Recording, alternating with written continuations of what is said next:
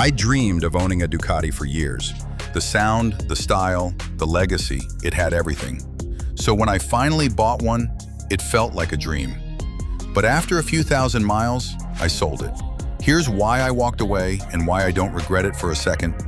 Let me be clear, Ducatis are beautiful. I bought a Ducati Panigale 959. The sound gave me goosebumps. The design, a rolling sculpture. I was obsessed. For months, it was all I talked about. Then came reality. After 30-minute rides, my wrists were numb. The seat was a brick. And don't get me started on the heat. It felt like a pizza oven under me. I started dreading short trips, not enjoying them. Then the costs kicked in.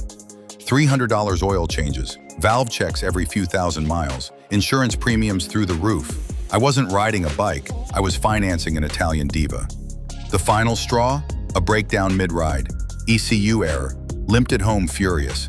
At that point, I realized this wasn't fun anymore. It was stressful, and bikes should never be stressful. I listed it online, got more offers than expected. A week later, it was gone.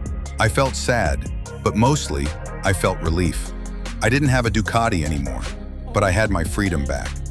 Now I ride a Yamaha MT-09. It's not as exotic, but it's reliable, fun, and doesn't roast me alive.